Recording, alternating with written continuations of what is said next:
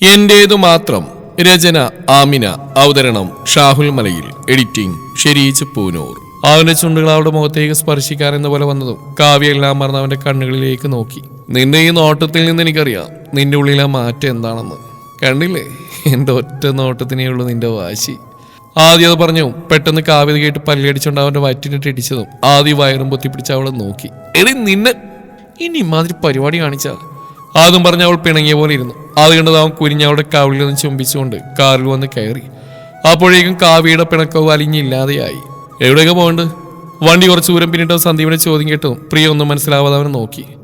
എനിക്കറിയില്ല, ഏട്ടനല്ലേ അറിയൂ. എനിക്കോ? താനല്ലേ എവിടെയോ പോണെന്ന് പറഞ്ഞ്? ഞാനോ? ആഹാ, അത് കൊള്ളാലോ. ഇപ്പൊ അങ്ങനെയായോ? ഏട്ടനല്ലേ ആരുടെ വിവാഹത്തിന് വേണ്ടി എന്തോ കാര്യങ്ങൾക്ക് എവിടെയോ പോണെന്ന് പറഞ്ഞ്? ഞാനോ? എനിക്കറിയില്ല, ഞാൻ അവളോടൊന്നും പറഞ്ഞിട്ടില്ല.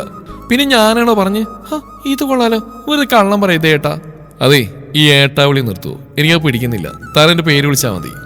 ശരി ആയിക്കോട്ടെ, പക്ഷെ ഓരോന്ന് പറഞ്ഞ് കാര്യം മാറ്റാൻ നോക്കേണ്ട ഏട്ടാ. സോറി സന്ദീപ്, ആര്യം അങ്ങനെ പറഞ്ഞോണ്ടാ എല്ലാവർക്കും മുമ്പിൽ വെച്ച് ഈ വിവാഹത്തിന് എന്ത് സഹായം ഞാൻ ചെയ്യുന്നു അന്ന് പറഞ്ഞോണ്ട് കൂടെ വന്ന്. ഇതിപ്പോ താൻ പറഞ്ഞു വരുന്നെന്താ? ഞാൻ ആരോടൊന്നും പറഞ്ഞിട്ടില്ല, വെറുതെ ഓരോന്ന് പറയരുത്. അല്ല, താനല്ല എന്നോട് പോവാന്ന് പറഞ്ഞ് വിളിച്ചുകൊണ്ട് വന്ന്. ഞാൻ പ്രിയ അത് പറഞ്ഞാന്ന് ഓർത്തു. അത് പിന്നെ ഇയാൾ പറഞ്ഞു എന്ന് ആര് പറഞ്ഞോണ്ടാ കുന്ന വിഴിഞ്ഞ പോലെ നിൽക്കുന്നുണ്ട് ഞാൻ വിളിച്ചത്. എനിക്കൊന്നും അറിയില്ല, നിനക്ക് വേണ്ടി ഞാൻ കൂടെ വന്ന്. സന്ദീപ് പറഞ്ഞ പ്രിയ അത് കേട്ട് അവനെ നോക്കി.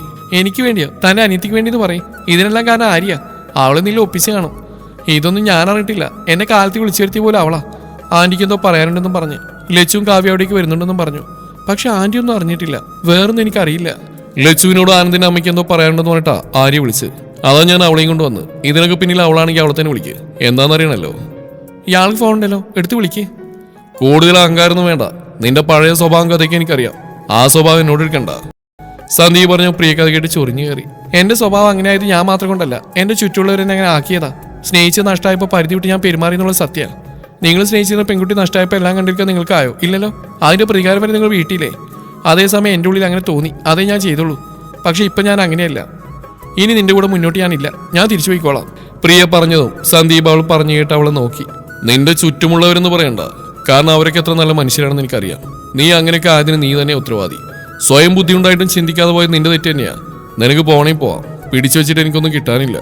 എന്റെ പഴയ സ്വഭാവം മാത്രമേ നിങ്ങൾക്കറിയൂ, അതുകൊണ്ട് എന്നോട് ഇങ്ങനെ സംസാരിക്കുന്നത്. ഇന്ന് ഞാൻ അങ്ങനെയല്ല, അത് പറഞ്ഞാൽ നിങ്ങൾ വിശ്വസിക്കുകയില്ല. പിന്നെ ഞാൻ ഈ വണ്ടിയിൽ കയറിയത് ആ വീട്ടിൽ നിന്നാ. അത് ഇങ്ങനെയൊക്കെയാണെന്ന് അറിയാതെ.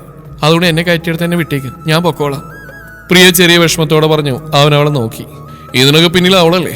ആദ്യം അവളോട് തന്നെ എന്തിനൊന്ന് ചോദിക്കണം. എന്തിനു മതി പോക്കും വരവും. സന്ദീപ് പറഞ്ഞു. പ്രിയ ഒന്നും ശ്രദ്ധിക്കാതെ അവൻ്റെ ഉള്ളിൽ അവളെക്കുറിച്ചുള്ള തെറ്റിദ്ധാരണയോർത്ത് വിഷമത്തോടെ പുറത്തേക്ക് നോക്കിയിരുന്നു. ഇന്ന് അവരെന്നെ ആരൊക്കെ എന്തൊക്കെ പറഞ്ഞിട്ടും ഇങ്ങനെയൊരു ഫീലിംഗ് ഉണ്ടായിട്ടില്ല. എല്ലാം പൂച്ചിച്ച് തള്ളിയിട്ടേ ഉള്ളൂ. പക്ഷെ ഇയാൾ പറയുമ്പോൾ മാത്രം എന്തോ ഒരു വേദന. പ്രിയ സ്വയം പറഞ്ഞുകൊണ്ട് അത് ഓർത്തിരുന്നു. അപ്പോഴേക്ക് അവൻ ആര്യയുടെ നമ്പർ എടുക്കാൻ ആനന്ദിനെ വിളിച്ചു. അവൻ്റെ ഫോൺ സ്വിച്ച് ഓഫ് ആണെന്ന് കണ്ടതും അവൻ ആദ്യം വിളിച്ചു. അവനും അതേ അവസ്ഥ തന്നെയാണ്. രണ്ടും കൂടി വീട്ടിലെല്ലാം അറിഞ്ഞ് വിളി വന്നാൽ കിട്ടാതിരിക്കാൻ വേണ്ടി ഫോൺ സ്വിച്ച് ഓഫ് ആക്കി വെച്ചിരിക്കുകയാണ്. ഇതിപ്പോ രണ്ടിനെയും കിട്ടുന്നില്ലല്ലോ. അവൻ പറഞ്ഞ് സന്ദീപ് പ്രിയയെ നോക്കിയതും അവളുടെ കണ്ണൊക്കെ ഏതാണ്ട് നിറഞ്ഞിരിക്കുന്നുണ്ട്. സോറി. പെട്ടെന്ന് അവന്റെ ശബ്ദം കേട്ടും പ്രിയ കണ്ണ് പെട്ടെന്ന് തുടച്ചുകൊണ്ട് അവനെ നോക്കി. ഞാൻ പറഞ്ഞ വിഷമമായിട്ട് കയറുന്നതാണെങ്കിൽ സോറി. താനിപ്പോൾ അങ്ങനെയൊന്നുമില്ല, എനിക്കറിയാം. സന്ദീപ് പറഞ്ഞ അവളുടെ ഉള്ളിൽ ചെറിയ സന്തോഷം തോന്നി. സാരമില്ല, കുറ്റപ്പെടുത്തലുകൾ ഒരുപാട് കേട്ടിട്ടുണ്ട്. അപ്പോഴൊന്നും ഇത്രയും വിഷമം തോന്നിയിട്ടില്ല. പക്ഷെ ഇപ്പോഴും എന്നെ കുറ്റപ്പെടുത്തി ഓർത്തിപ്പോൾ കൊച്ചു സങ്കടം, അത്രയേ ഉള്ളൂ. ഞാനിവിടെ ഇറങ്ങിയേക്കാം, നിങ്ങൾ പൊക്കോ. ശരിയായിട്ട് ഞാൻ വരുന്നില്ല കൂടെ. ഏയ്, അത് വേണ്ട. തന്നെ കയറ്റിയ സ്ഥലത്ത് തന്നെ ഞാൻ ഇറക്കിയേക്കാം. എന്തായാലും ഒന്നിച്ച് യാത്ര തുടങ്ങിയല്ലേ. സന്ദീപ് പറഞ്ഞു. പ്രിയാത കേട്ടവൻ ചിരിച്ചു. ആര്യയുടെ നമ്പർ ഉണ്ടെങ്കിൽ തരുമോ? അവൻ ചോദിച്ചു. അവൾ തലയാട്ടിക്കൊണ്ട് ഫോൺ എടുത്ത് നമ്പർ എടുത്ത് അവന് നേർക്ക് നീട്ടി. സന്ദീപ് നമ്പർ അവൻ്റെ ഫോണിലേക്ക് അടിച്ചെടുത്തു. അതിലേക്ക് കോൾ ചെയ്തു. 1-2 വട്ടം വിളിച്ചിട്ട് എടുക്കാതായപ്പോൾ സന്ദീപ് പ്രിയയെ നോക്കി. എടുക്കുന്നില്ല, തിരിച്ചു പോവാം. അത് പറഞ്ഞ് അവൻ വണ്ടി എടുക്കാൻ പോയത് ആര്യ തിരിച്ചു വിളിച്ചു. ഹലോ, ആരാ? ഞാൻ സന്ദീപാ. ആ ഏട്ടനോ? എന്താ ഏട്ടാ? എന്താന്ന് ആര്യക്കറിയില്ലേ? എന്തിനാ കള്ളം പറഞ്ഞ എന്നെയും പ്രിയ ഒന്നിച്ചു വിട്ട്? ലച്ചുവിനോട് കള്ളം പറഞ്ഞ അവിടേക്ക് വിളിച്ചിരുത്തി എന്തിനാ? സന്ദീപ് യോജൻ കുറച്ചേരം ആര്യൊന്നും മിണ്ടിയില്ല. അത് പിന്നെ സോറി ഏട്ടാ, ഞാൻ പറയാൻ വിട്ടുപോയതാ. ചേച്ചിക്കും വലിയേട്ടനും കാവ്യക്കും കൊച്ചേട്ടനും പരസ്പരം കാണുന്ന ഒരുപാട് ആഗ്രഹം ഉണ്ടായിരുന്നു. വേറെ വഴിയിലായിട്ട് ഞാൻ കള്ളം പറഞ്ഞ. അവരുടെ സന്തോഷമല്ലേ നമുക്ക് വലുത്. പിന്നെ ഞാൻ എൻ്റെ ഫ്രണ്ട്സിന് ചിലവ് കൊടുക്കാമെന്ന് പറഞ്ഞിരുന്നു. വീട്ടിൽ നിന്ന് സമ്മതിക്കില്ലെന്നേ, അതുകൊണ്ട് ഞാൻ ഇങ്ങനെയൊക്കെ ആയത്. സന്ദീപേട്ടൻ ഫ്രീ ആയ ചേച്ചിക്ക് പിന്നെ വലിയേട്ടൻ്റെ കൂടെ പോകാൻ പറ്റില്ല. അതുകൊണ്ടാ അതിനും കള്ളം പറഞ്ഞാൽ പ്രിയയെ കൂടെ വിട്ടത്. അവൾക്കൊന്നും അറിയില്ല. എന്നിട്ടിപ്പോൾ ലച്ചു എവിടെയാ? ചേച്ചി ഏട്ടൻ്റെ കൂടെയാ. കാവ്യ ആദ്യമായിട്ടും കൊണ്ടുപോയി. ഞാനെൻ്റെ ഫ്രണ്ട്സിൻ്റെ കൂടെയാ. ഞങ്ങൾ തിരിച്ചു പോവാ. കാര്യം അറിയാൻ വേണ്ടി വിളിച്ചാ. സന്ദീപ് പറഞ്ഞ ആര്യം ഞെട്ടി. ഏട്ടാ, ഇപ്പൊ വീട്ടിലേക്ക് പോരുത്. പോയ എല്ലാം അമ്മ അറിയും. പിന്നെ എനിക്കും കിട്ടും. ഇന്നൊരു ദിവസത്തേക്ക് ഏട്ടനൊന്ന് അഡ്ജസ്റ്റ് ചെയ്യും പ്ലീസ്. അവരൊന്ന് കറങ്ങിയിട്ടൊക്കെ വരട്ടെ. പ്രിയ പാവ, നിങ്ങൾ എന്തെങ്കിലുമൊക്കെ പറഞ്ഞ അവിടേക്കൊന്ന് ചുറ്റിയടിക്ക്. പോകുമ്പോൾ എല്ലാവർക്കും ഒന്നിച്ചു പോവാം. ചതിക്കരുത് ഏട്ടാ. ആര്യ പറഞ്ഞു. സന്ദീപ് കേട്ട് മൂളിക്കൊണ്ട് ഫോൺ കട്ടാക്കി പ്രിയയെ നോക്കി. അപ്പൊ അതുവരെ ഇതിനെ ഞാൻ സഹിക്കണമെന്ന് അവൻ ദയനീയ ഭാവത്തിൽ അവളെ നോക്കി.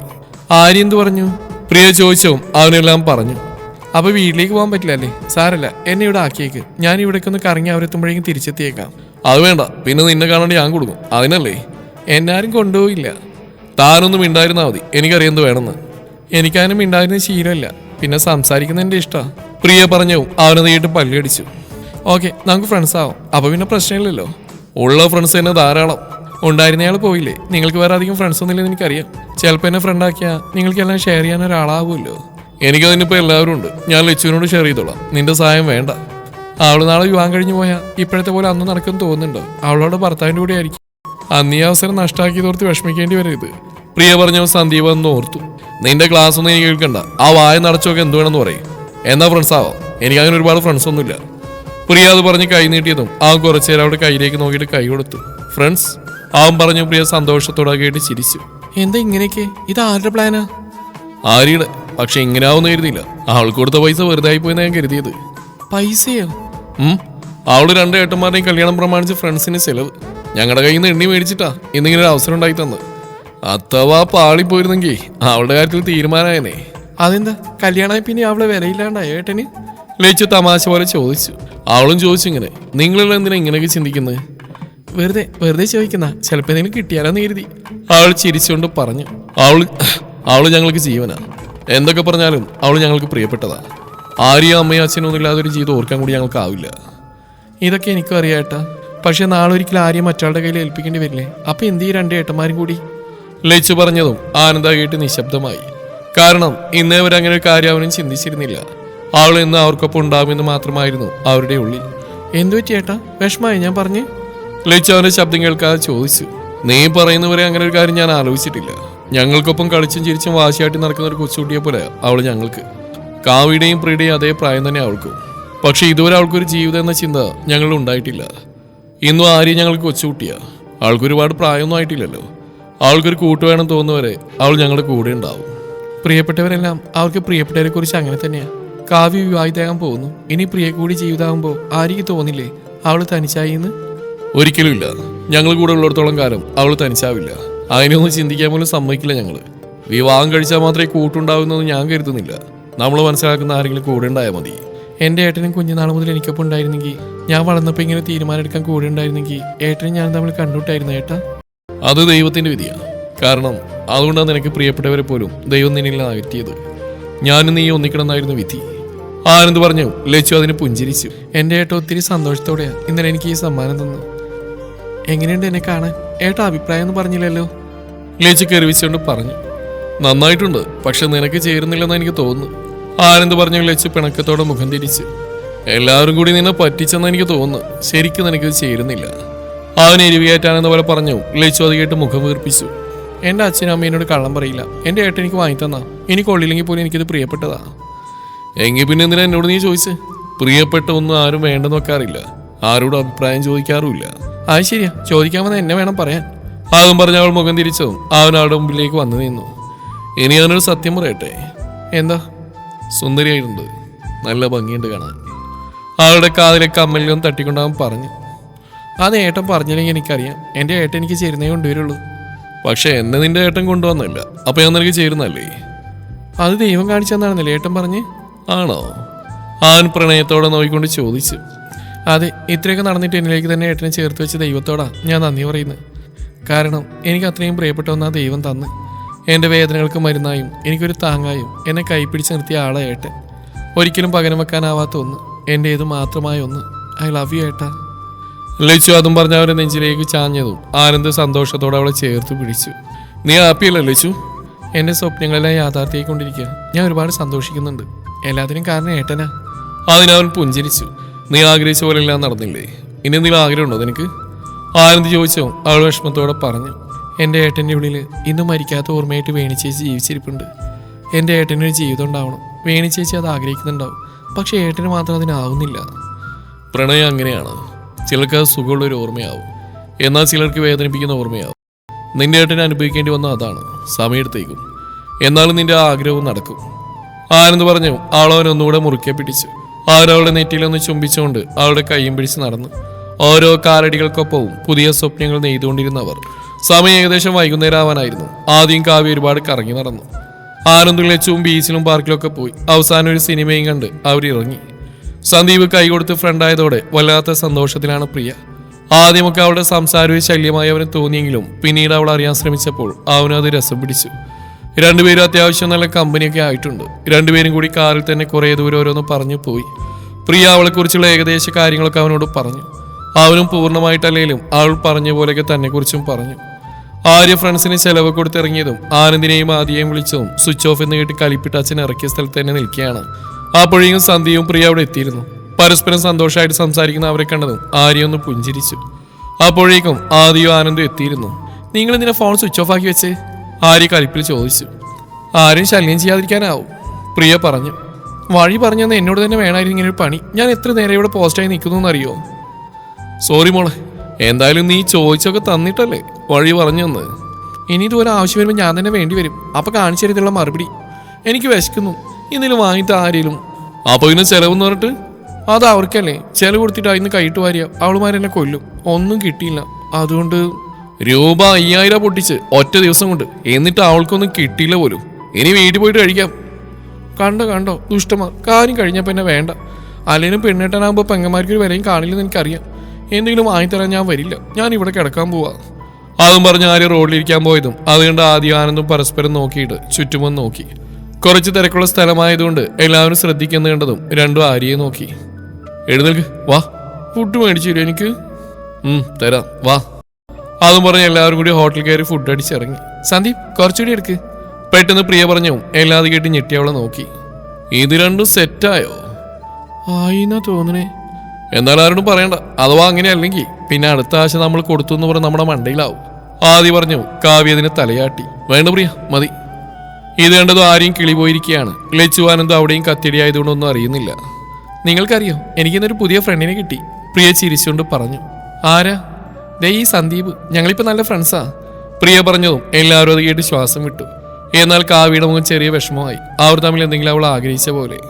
ഞാൻ പറഞ്ഞില്ലേ അങ്ങനെയൊന്നും ഇല്ലെന്ന്. പറഞ്ഞിരുന്നെങ്കിൽ നമ്മൾ ചമ്മിയനെ. മിണ്ടാണ്ടിരിക്കുക ആദ്യേട്ടാ, പലപ്പോഴും പലതും മാറ്റി മാറ്റി പറയാറുണ്ട്.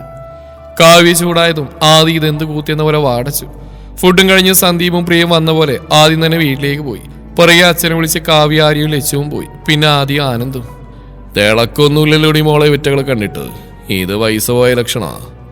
എല്ലാത്തിനെയും നിരത്തിർത്തി നോക്കിക്കൊണ്ട് അച്ഛൻ പറഞ്ഞു. എല്ലാവരും പരസ്പരം നോക്കി. ആ പിന്നെ അച്ഛാ, പെട്ടെന്നൊന്നും തിളങ്ങില്ല, കുറച്ച് ദിവസം കഴിയട്ടെ, അപ്പറിയാൻ മാറ്റം. കണ്ടില്ലെങ്കിൽ എടുത്ത പൈസ എന്റെ മേശത്ത് തന്നെ കൊണ്ട് വെച്ചേക്കണം. നീ അച്ഛൻ്റെ കയ്യിൽ നിന്ന് പണം വാങ്ങിയോ? അത് അച്ഛൻ്റെ വക. അപ്പൊ അമ്മയുടെ കയ്യിൽ നിന്നോ? അതും വാങ്ങി, അമ്മയുടെ വക. അപ്പൊ മൊത്തം എത്ര കിട്ടി? ഏകദേശം ഒരു 50. ആര്യ ആലോചിച്ചുകൊണ്ട് പറഞ്ഞു. എന്നിട്ടും നിനക്ക് തിന്നാൻ കിട്ടിയില്ലെന്ന് പറയുമ്പോൾ വിശ്വസിക്കാൻ വല്ലാത്ത ബുദ്ധിമുട്ടാ. ഞാനുള്ള പറഞ്ഞു. എന്നാ പിന്നെ ഞാനങ്ങോട്ട്. ആര്യ അതും പറഞ്ഞാടൊന്ന് വലിഞ്ഞ്. ഏട്ടൻ കയറിയ തിയേറ്ററിൽ ഞാനുണ്ടായിരുന്നു, എനിക്ക് വേണ്ട സന്തോഷം. ആര്യ സ്വയം പറഞ്ഞുകൊണ്ട് പോയി. അപ്പോഴേക്കും ലച്ചുവും സന്ദീപും ഇറങ്ങി. സന്ദീപ്, ഫോൺ നമ്പറും തരാമോ, എന്തെങ്കിലും ആവശ്യം വന്നാലോ? പ്രിയപ്പെട്ടെന്ന് ചോദിച്ചാൽ അവനും നിന്നു. ലച്ചുവിൻ്റെ കയ്യിൽ നിന്ന് വാങ്ങിക്കോ. അതും പറഞ്ഞ് അവൻ വണ്ടി എടുത്ത് പോയതും അവൾ ചിരിച്ചുകൊണ്ട് അകത്തേക്ക് കയറാൻ പോയതും പുറകിൽ കാവ്യയെ കണ്ടൊന്ന് നിന്നു. നമുക്കിറങ്ങാം, പ്രിയ ചോദിച്ചും കാവ്യ സംശയത്തിൽ അവളെ നോക്കിക്കൊണ്ട് അതിന് മൂളി. എല്ലാവരോടും യാത്ര പറഞ്ഞ് അവരിറങ്ങി. എനിക്ക് ഇഷ്ടാവുന്ന ഒരാളെ നീ കണ്ടെത്തുമ്പോൾ ഞങ്ങളോട് തന്നെയാവില്ല ആദ്യം പറയുന്നത്? പോകുന്ന വഴിയിൽ കാവ്യ ചോദിച്ചോ. പ്രിയ തീയിട്ട് ചിരിച്ചുകൊണ്ട് തലയാട്ടി. അങ്ങനെ ആരെങ്കിലും നീ കണ്ടുപിടിച്ചോ? കാവ്യ ചോദിച്ചും പ്രിയ എന്തോർത്തുന്ന പോലെ തലവുരുക്കി. ആണെന്നാണോ അതോ അല്ലെന്നാണോ അറിയില്ല, പക്ഷെ ഇനി അറിയാനുണ്ട്. അങ്ങനെ ഒരാളെ ഞാൻ കണ്ടുപിടിച്ചാൽ അത് ആദ്യം പറയും നിങ്ങളോടൊക്കെ തന്നെയാവും. പ്രിയ അതും പറഞ്ഞ് പുറത്തേക്ക് കണ്ടെന്നിട്ടിരുന്നു. കാവ്യ അതുകൊണ്ട് ആലോചനയോടെ ഇരുന്നു. പോയിട്ട് എന്തായി മക്കളെ, നിങ്ങൾ ഇത്രയും നേരം അവിടെ ആയിരുന്നോ? രാധിക ചോദിച്ചു. ലച്ചു അതിന് സന്ദീപിനെ നോക്കി. ഉച്ചയ്ക്ക് വരുന്നേരത്തെ അമ്മയുടെ ആഹാരമൊക്കെ ഉണ്ടാക്കി കാത്തിരുന്നു. വൈകിയൊന്ന് വിളിച്ചു പറഞ്ഞുകൂടായിരുന്നു നിങ്ങൾക്ക്? അപ്പം അമ്മയൊന്നും കഴിച്ചില്ല ഇതുവരെ? നിങ്ങളെ കാണാണ്ടായപ്പോൾ ഞാനും അച്ഛനും കൂടി കഴിച്ചു. അച്ഛൻ കുറച്ചു മുമ്പ് പുറത്തേക്ക് പോയതേ ഉള്ളൂ, രാധിക പറഞ്ഞു. സന്ദീപ് അത് കേട്ട് ജഗിൽ നിന്ന് വെള്ളമെടുത്ത് കുടിച്ചു. വിവാഹത്തെക്കുറിച്ച് എന്തെങ്കിലും സംസാരിക്കാനാണോ പോയത്? എന്ത് ഇത്രയും വൈകിയത്? അങ്ങനെ എന്തെങ്കിലും ഉണ്ടെങ്കിൽ ഞങ്ങൾ മാത്രം വിളിക്കില്ലല്ലോ അമ്മേ, നിങ്ങളെയും വിളിക്കില്ലേ? ഞങ്ങളോട് മാത്രമായിട്ട് വിവാഹത്തെക്കുറിച്ച് എന്ത് സംസാരിക്കാനാ? അത് ശരിയാ, പിന്നെ എന്താ വൈകിയത്? ആ ഒരു ചോദിച്ച സന്ദീപ് നേരെ ലച്ചുവിനെ നോക്കി. അവളാണെങ്കിൽ കണ്ണുകൊണ്ട് ആക്ഷനൊക്കെ കാണിക്കുന്നുണ്ട്. കാരണം ഇവിടെ സത്യം അറിഞ്ഞാൽ അത് ഉടൻ അവിടെ എത്തും. പിന്നെ എല്ലാം തീരുമാനമാവും. അത് പേടിച്ചാണ്. അത് പിന്നെ ആനന്ദിന്റെ സഹോദരിക്ക് ഇവരെയും കൂട്ടി എന്തൊക്കെയോ ഷോപ്പിംഗ് ചെയ്യണമെന്നൊക്കെ പറഞ്ഞ് വിളിച്ചതാ. കാവ്യം പ്രിയ ഉണ്ടായിരുന്നു അമ്മേ. ഷോപ്പിംഗ് ഒക്കെ കഴിഞ്ഞില്ലേ, ഇനി ഇതും പറഞ്ഞ് കറങ്ങാൻ നിൽക്കണ്ട. ഡേറ്റ് അടുത്ത് തുടങ്ങി. ബന്ധുക്കളൊക്കെ വരുമ്പോൾ നീ ഇവിടെ ഇല്ലെങ്കിൽ അവരെന്ത് കരുതും? അച്ഛൻ അതും പറഞ്ഞിട്ടാ പോയത്. ഇനി ഞാൻ എവിടെയും പോയില്ലമ്മേ, ഇവിടെ തന്നെ കാണും. ഞാൻ ഒന്ന് ഫ്രഷ് ആവട്ടെ. അതും പറഞ്ഞ് വെച്ച് റൂമിലേക്ക് പോയതും സന്ദീപ് റൂമിലേക്ക് പോയി. തുടരും ഈ കഥയുടെ ബാക്കി ഭാഗം നാളെ ഇതേ സമയം.